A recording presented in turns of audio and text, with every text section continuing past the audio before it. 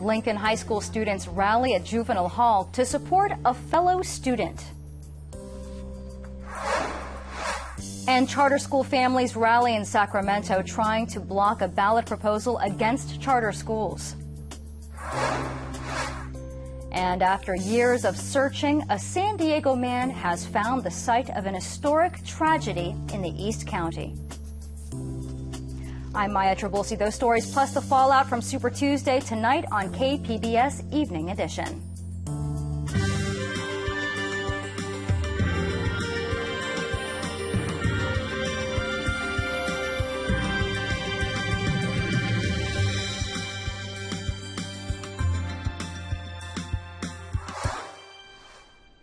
Good evening and thanks for joining us. A 16-year-old student involved in the Lincoln High School brawl last week pleaded not guilty today in juvenile court.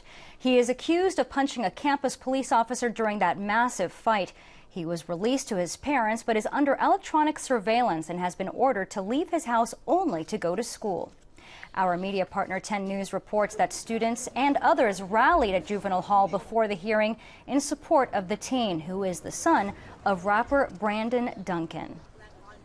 We are looking for a resolution to this matter that is helpful for our child and his school, and one that will seek to bring restoration to both parties.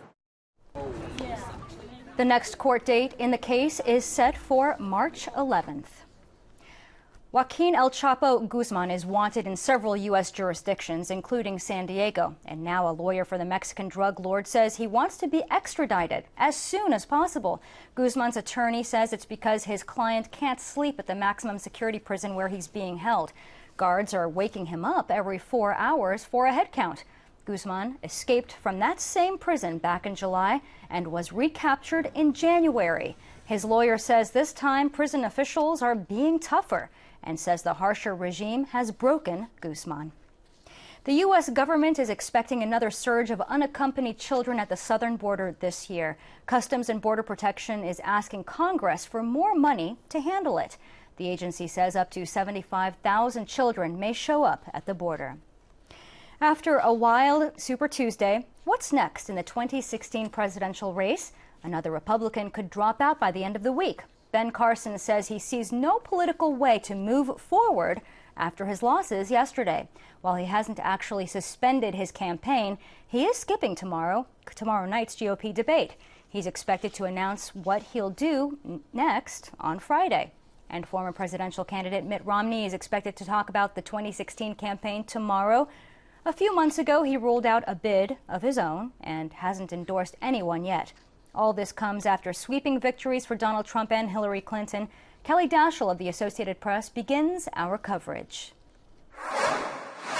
Extending his dominance in the 2016 race for the White House, Donald Trump claimed victory after victory Tuesday night, racking up wins in states from Massachusetts to Virginia to Alabama. This has been an amazing evening. Senator Ted Cruz won his home state of Texas, Oklahoma, and Alaska. God bless the Lone Star States. While Florida Senator Marco Rubio picked up a single victory in Minnesota, vowing his fight has only just begun. 5 days ago, we began to explain to the American people that Donald Trump is a con artist. And in just 5 days, we have seen the impact that is having all across the country. At his Texas rally, Cruz called on Rubio and his other GOP rivals to drop out of the race so the anti-Trump voters can unite around him. For the candidates who have not racked up significant delegates, I ask you to prayerfully consider our coming together, uniting. Trump's Super Tuesday scores come amid panic by the Republican establishment that the billionaire businessman may well become the inevitable nominee. There's enormous opposition to him in the mainstream of the Republican Party, and I would say among the leadership, it's probably 80% plus. So you cannot be secure as the nominee when you have so much internal opposition to you in the party. But Trump sought to quell those concerns at a news conference in Florida, insisting he's a uniter, not a divider, and is growing the party. Look, I'm a unifier. I know people are going to find that a little bit hard to believe, but believe me, I am a unifier. We are going to be a much bigger party, and you can see that happening. We're going to be a much bigger party. The truth is, this was Donald Trump's night. Donald Trump has had a series of good nights, and unless somebody else starts having good nights, it's obvious how this is going to end up. All candidates are hoping that good night will happen on the next big round of contests on March 15th, which includes Rubio's home state of Florida and John Kasich's Ohio, both winner-take-all states where Trump currently holds the lead. Kelly Daschle, Associated Press. The good news came early for Hillary Clinton and her supporters as the candidate sprinted to a delegate lead on Super Tuesday. Clinton recording big wins across the South, including Virginia, Georgia, Tennessee, Arkansas, and Texas. What a Super Tuesday! Clinton appeared in Florida ahead of the key March 15th primary there. While savoring her primary victories, Clinton clearly had an eye on the general election, taking aim at Republican Donald Trump. And we know we've got work to do. But that work is not to make America great again. America never stopped being great. With her wins, Clinton solidified her grip as the Democrats' front runner. Because she's the people's choice. She's awesome. She has all the views that we're take serious, and what else? She's fighting for us. She's fighting for the people. She always has been the inevitable nominee, but I think it's now obvious to everyone. She won so convincingly in so many places that the fact that Bernie Sanders is going to carry 2 or 3 states really is irrelevant. But rival Senator Bernie Sanders had victories of his own, including Oklahoma, Colorado, Minnesota, and his home state of Vermont. I am so proud to bring Vermont values all across this country. Sanders vowing to stay in the race until the party's convention. At the end of tonight, 15 states will have voted, 35 states remain. And let me assure you that we are going to take our fight for economic justice, for social justice, for environmental sanity, for a world of peace to every one of those states. But what are his chances from here? And he can stay in as long as he wants. He's got an enthusiastic core of supporters and lots of money. But all he's going to do is accumulate delegates and try to pull the platform to the left. Despite the obstacles, the Vermont senator has little incentive to fold now.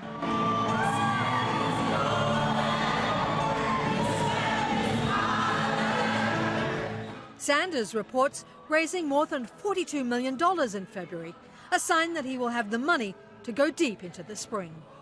Tracy Brown, Associated Press.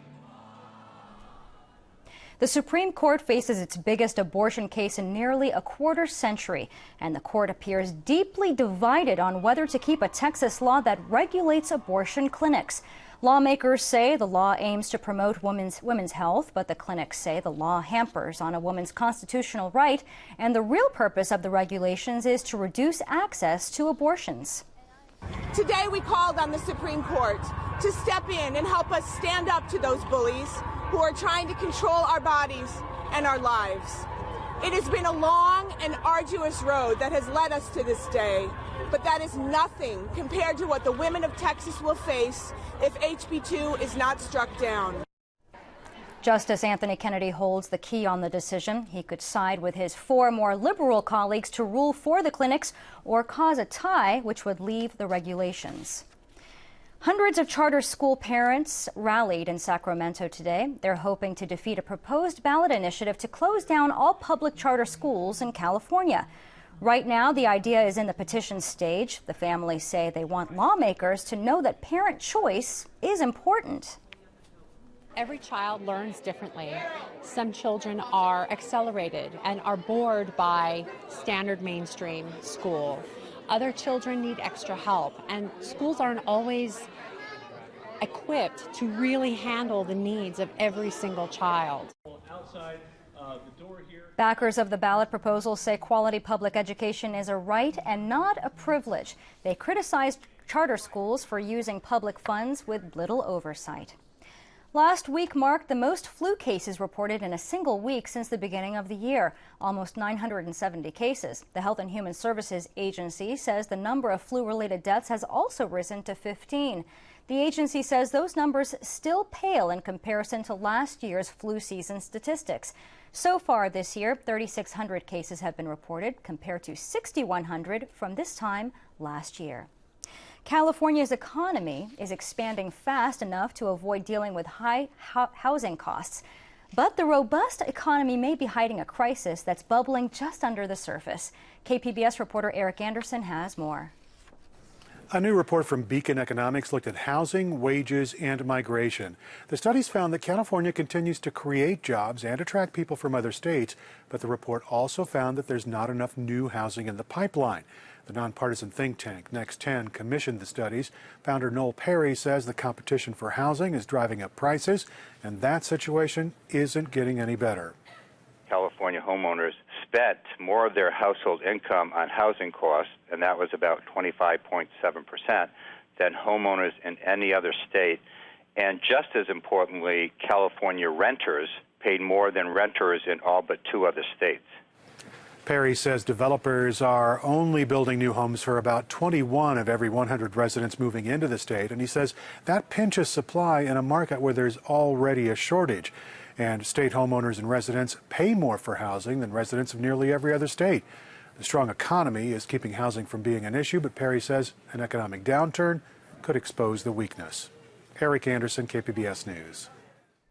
Today, San Diego City leaders unveiled a survey showing residents are generally satisfied with the services they're getting. This was an unscientific survey of 2,500 people. Here are some of the highlights. 48% said San Diego is an excellent place to live. 26% said it's a good place to start a business. And they say the city's top spending priority should be streets, sidewalks, and infrastructure. The North County Economic Development Corporation hosted its 3rd annual summit this morning. KPBS North County Bureau reporter Allison St. John says job growth has been good, but some of the problems experienced in the county as a whole are worse in North County. 1.2 million people live in San Diego's North County, which stretches from Del Mar to Camp Pendleton and from Oceanside to Borrego Springs. Several hundred North County movers and shakers gathered in Carlsbad to hear the latest analysis of economic trends in the region. North County was harder hit in the recession than San Diego as a whole, but in the last year, job growth has equaled or surpassed San Diego's. On this graph, you can see the blue line, that's North County, dips further and lags below the green line, which is San Diego, until last year when job growth finally caught up. But like most places, middle-class jobs have grown more slowly than either high or low-income jobs in North County. In this graph, you can see that North County, still blue, does not have as many middle-income jobs as San Diego, the green bar.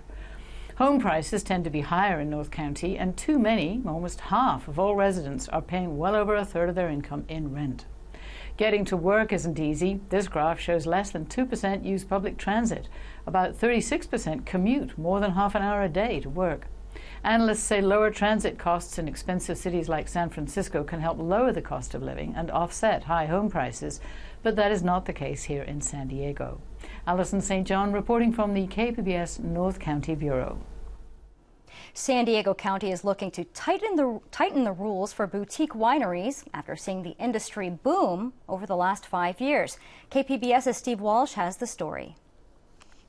When the county created special rules in 2010 to allow small wineries to open tasting rooms, the number of boutique wineries in East County jumped from a couple to more than 30. Still, some vintners are worried that the changes didn't level the playing field with nearby cities.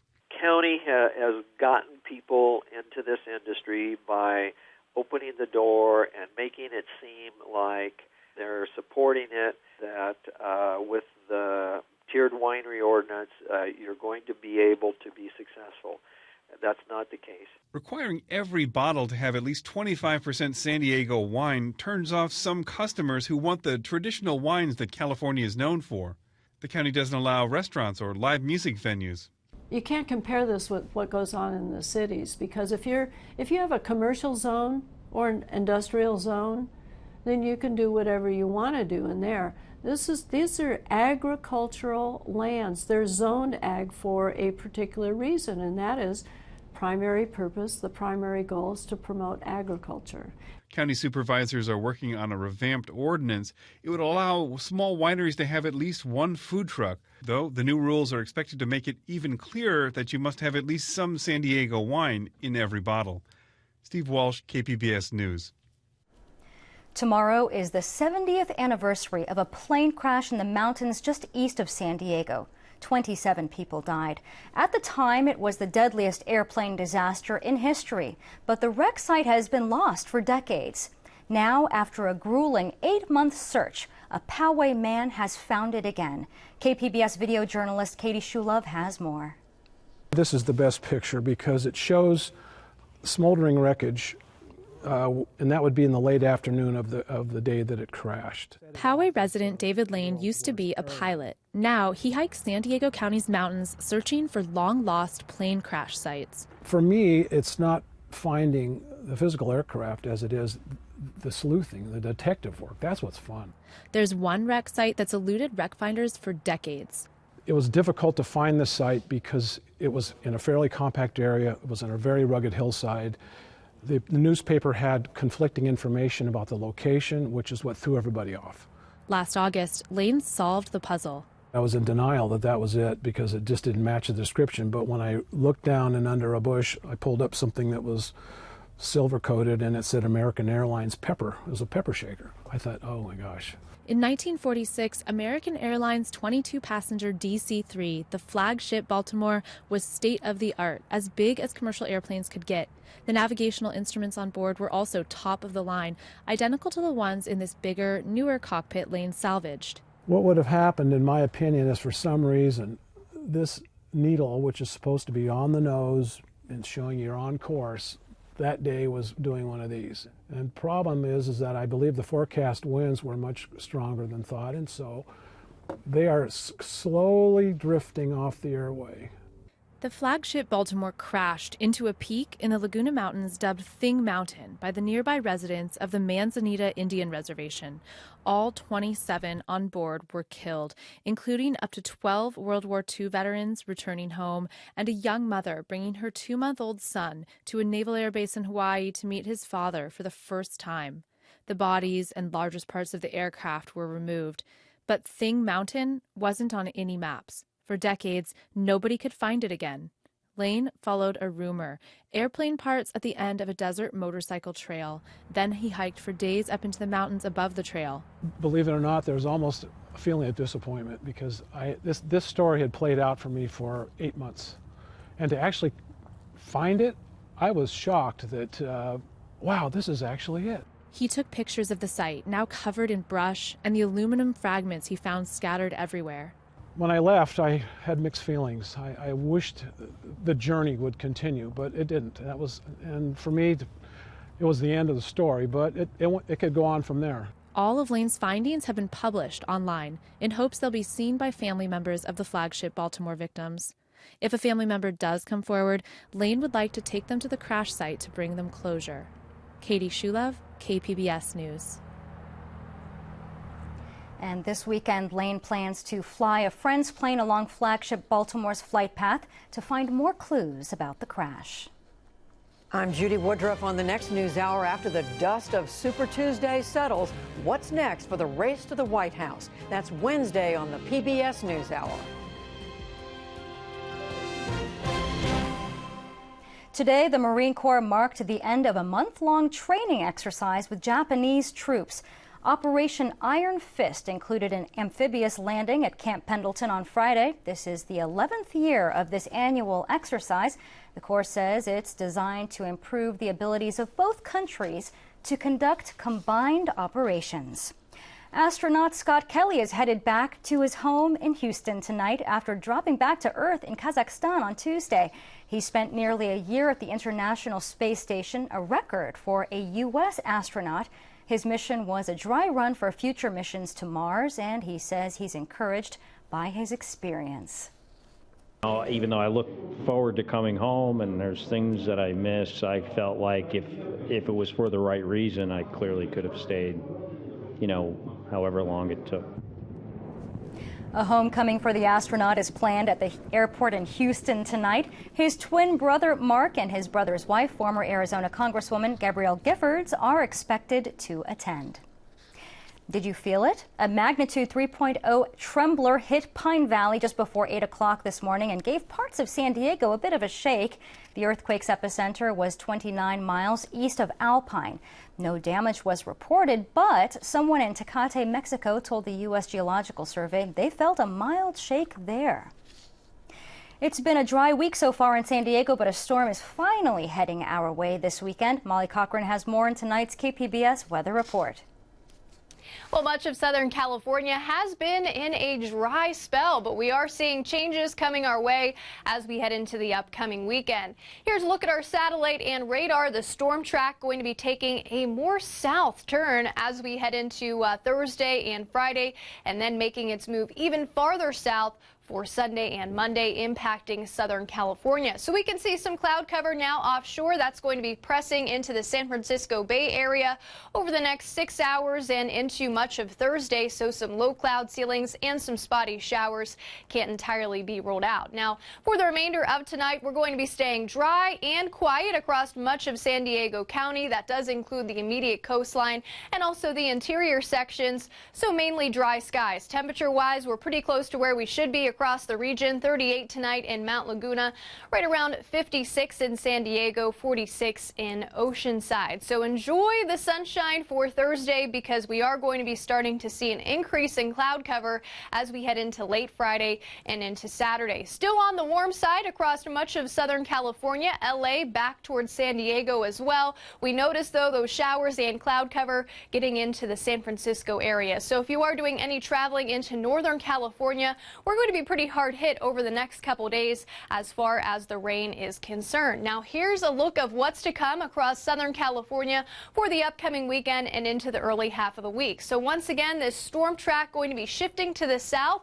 That's going to be pumping in some fronts as well as some storm systems into California. By no means is it going to be a drought busting system for the weekend, but any type of precip we can get, definitely a good thing. We're also going to be watching beach hazards go back into effect Friday through the upcoming weekend, extending into Tuesday actually. Rough surf, rip currents going to be the main impacts, and also want to quickly note that our mountain pass levels also going to be dropping. So that means that we could be seeing snow right around 4,000 feet with these upcoming systems. So here's a look at the immediate coastline.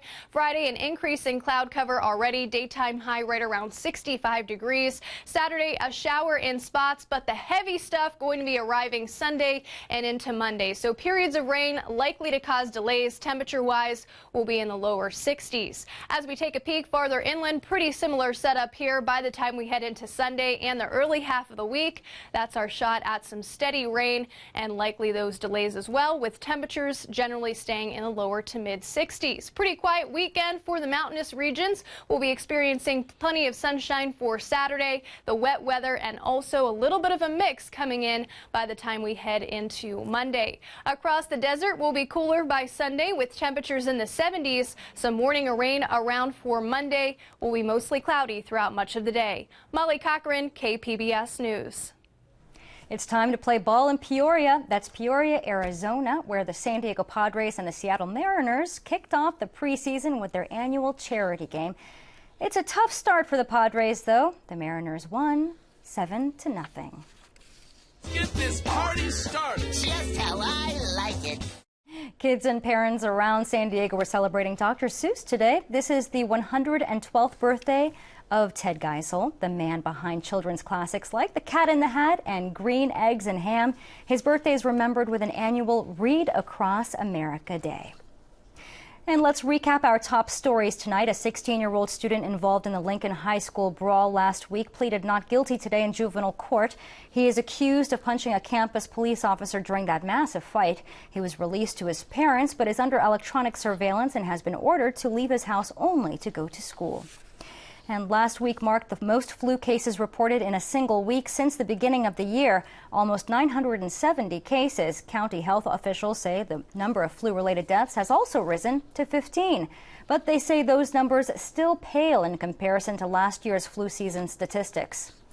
Today, San Diego City leaders unveiled a survey showing residents are generally satisfied with the services they're getting. Here are some of the highlights. 48% said San Diego is an excellent place to live, while 26% said it's a good place to start a business, and they say the city's top spending priority should be streets, sidewalks, and infrastructure.